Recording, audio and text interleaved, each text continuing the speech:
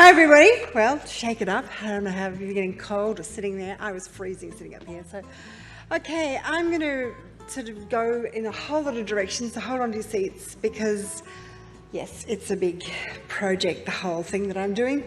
All right, so first of all, the main thing I'm talking about is the carbon market itself on a global level, and I will address some of the points that Louisa brought up as well about the individual wanting to participate in the whole thing, because I think there is a lot of scope in this area that people don't realise, just as she said that.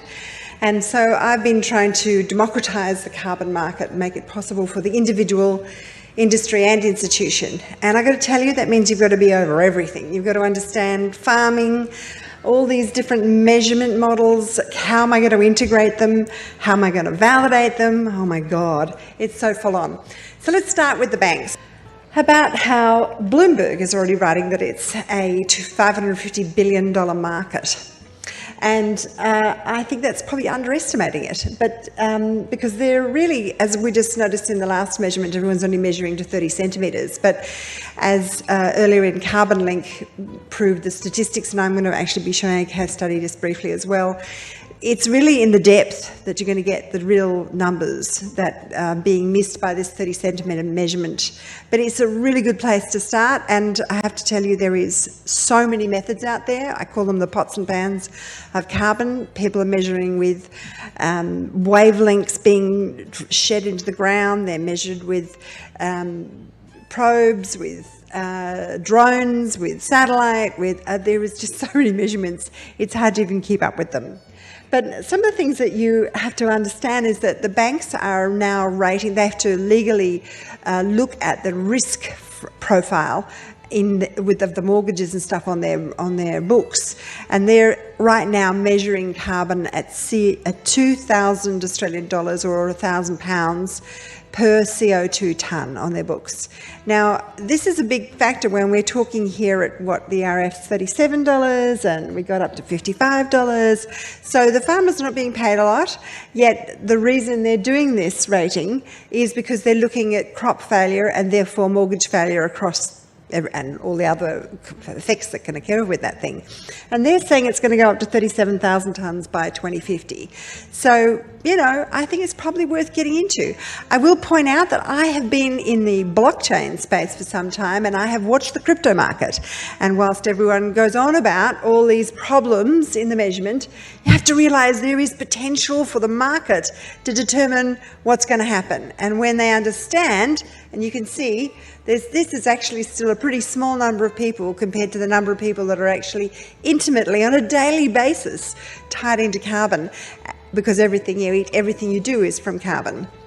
So I wanted to just take it a little deep there and go there. Obviously, some of the carbon market threats are, wow, immediate survival versus unseen climate threats. So you're standing in front of a tank in the Ukraine, you're probably not going to be thinking about the climate. However, have you ever stopped to think that maybe the war is actually based on their wonderful, rich black soil, which feeds a phenomenal amount of Russia? And I would say even the Russian war, with the fact that the fertiliser prices are going up, is, because I'm a glass half full girl, an opportunity, because it means that those of us that are actually working with the regenerative processes have the ability to get ahead of this curve and be supplying food without needing to be using quite so many fertilisers. Of course, there are things like political anarchy, war, and what will happen if the powers change around the world. Nobody really cares about climate. I bring these things all up because I think they're all relative to, say, maybe let's say the unspoken things of why would I get into this, the carbon market could collapse. But you have to remember that the real thing that we're looking at here is climate resilience and the ability to continue to grow food and fibre throughout any known threat. So, and I suppose there's a small threat that maybe we'll come up with some innovation that will outstrip anything we're doing and drop the carbon price itself. But again, I say that all of these things don't really matter, because at the end of the day, you're going to create a value of nutrition and continued ability to grow things when climate forces, such as obviously quite dramatic events that we're experiencing, continue to happen. But your ability to bounce back is the true thing that you're developing with the the carbon, and along with the carbon is the biodiversity. So, but I'm going to just cap on some more things about the potential that we have.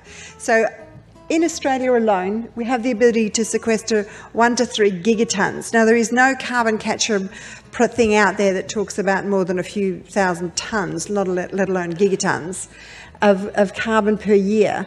And we're currently, put that in perspective, we're emitting about 40 gigatons as a species. So if we globally, and I'm not saying Australia, but if we globally sequestered all wet regenerative, we could sequester up to 70 to 80 per year. So, but it's not necessarily in this just top 30 centimetres, because we actually have the ability to take, once the microbial action is working in that top 30 centimetres, we can take the carbon down metres into the ground, in some places extraordinary depths.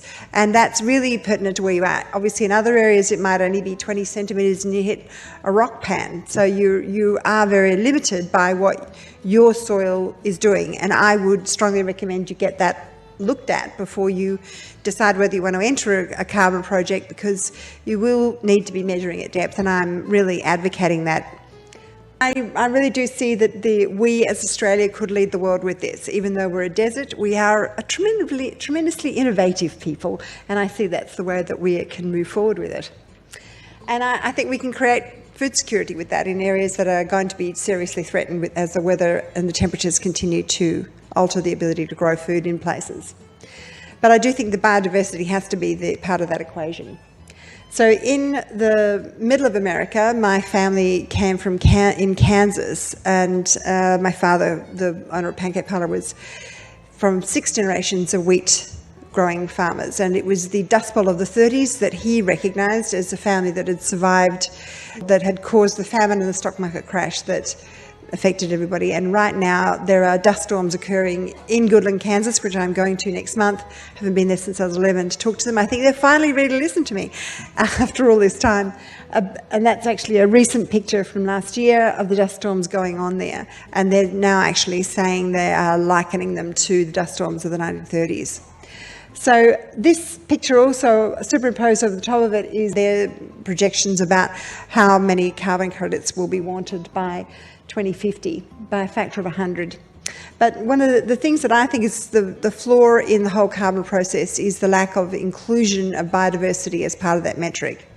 And from both sides, farmers don't trust the governments, they don't trust that they'll remain stable, they don't trust that the carbon market will remain stable, and the various groups that have over a period of time have tried to engage in buying carbon have obviously seen that there are flaws in that as well. So there's trust on both sides that is problematic, which is why everyone's trying to work on validation systems. Carbon markets are also unregulated everywhere, and whilst we're working with an ACCU here, which is actually one of the first in the world to be so well regulated, I do see the limitations, and I think that what will come about of all this innovation and this rush towards measurement will be a global measurement that we can all kind of think is great. And maybe it's something that we're developing here in all these conversations. I hope it is.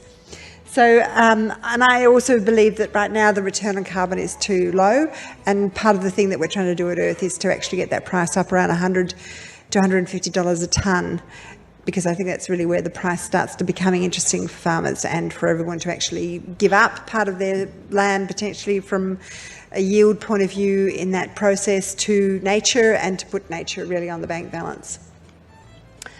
So this is a brief case study. I've got 5 minutes left, so I'll be pretty quick. I don't really need to go into this too much because Carbon Link covered it pretty earlier.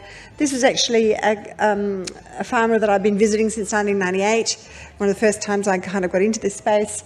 He recently had it measured back in 21 in February, and it was flooded at the time. So I'm talking about this because I happen to be working with a satellite group in Europe for quite some time, and I did a study on this historical 7-year carbon study on it. So this shows you, just if you look on the left, that's the farm with all the trees, 25,000 trees they planted by hand. There's a dairy farm. And next door, that's a dairy farm as well. And I did soil measurements on these, just, shovel in the ground measurements. And if you just keep in mind what that one on the right looks like. This is the same farm here on the right where we dug into the soil. You can see it close up when we did that. This was back in 98, 23 years ago. It was just covered in thistles. And the most ironic thing for me is that, I mean, I was working in restaurants. I didn't know anything about farming.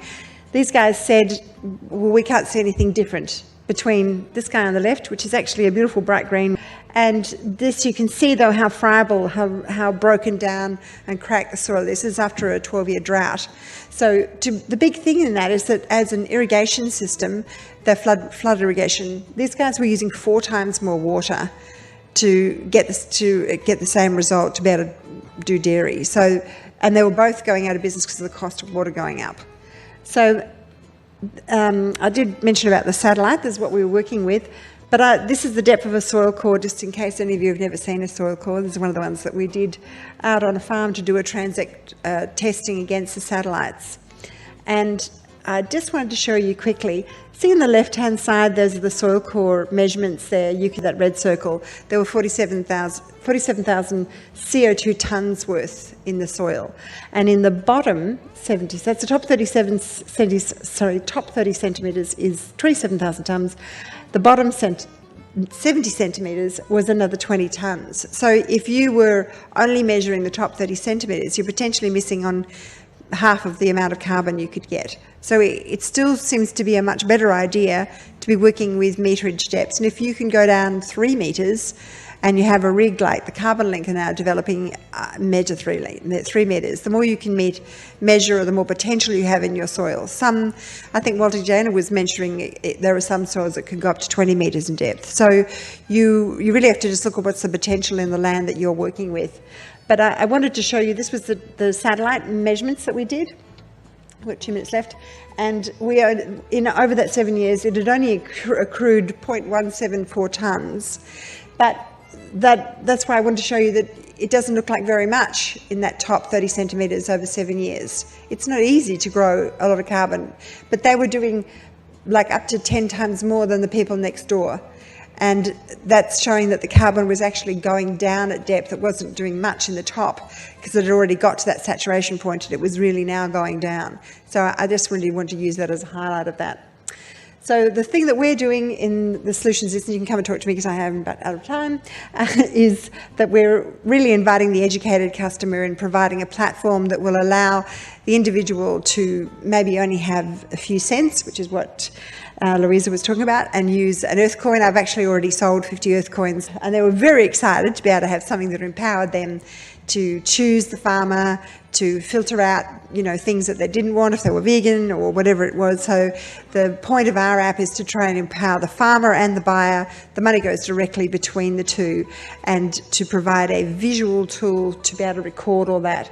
So you can come and look at the booth if you're interested to have a look at what we're doing. We've got a biodiversity rating. They upload all their biodiversity, and that biodiversity is then multiplying the value of the carbon that you've measured. And we're looking at lots of different systems for validation because we're a global platform. We're about to go overseas and talk to the big $1.8 trillion market that is the blockchain market. And you don't need to worry about the security of all that. We're working on that too. I think that's about it, 59 seconds. So thank you very much. To you, this issue of integrity, trust, so the linkage of markets to measurement via blockchain to overcome trust. So what's come up is the issue of audit costs, the cost of verification, the cost of running those measurement systems. So in your mind, how is this solved in terms of that more direct linkage via blockchain? Look, it's not really solved because you've still got to, the point is we're looking at, particularly with large farms, until you get to around sort of 90 to 100 hectares, it's just not viable at this point. But I think with companies like Regrow coming on, being able to do the top 30 centimetres with satellite, this will help with the cost factor of coming, potentially, if it comes down. It's super expensive. But look, those costs are there, but the potential for what the farmer can make out of it is pretty significant. And I forgot to mention that, yes, we do have the reduce your own footprint point, and we've just partnered with NG Impact, who are an advisory group because the farmer also wants to have the people they sell to reduce their footprint. And that's what they do. They actually get you to net zero as far as close as you can before you actually do an offset. So the blockchain really is more that it becomes globally visible, that what the program is, so that's the trust part of it. Great, thanks, Sam.